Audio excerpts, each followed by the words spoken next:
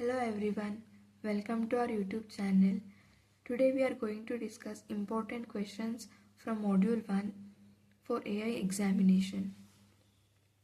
If you study these questions, you will get very good marks. Question number 1. Define the following: intelligence, artificial intelligence, agent, rationality, logical reasoning. Question number 2. Discuss the PEA's specification of biometric authentication system. Question number 3. Fully observable versus partially observable, single agent versus multi-agent, deterministic versus stochastic, static versus dynamic. Question number 4. Define agent. Explain any three types of agent in AI. Question number 5. Define AI. Explain Turing test approach with example. Question number 6. Explain various types of environment in AI.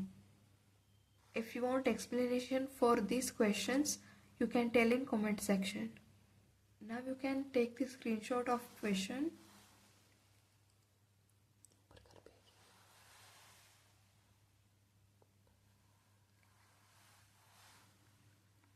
For more videos, like, share and subscribe our channel.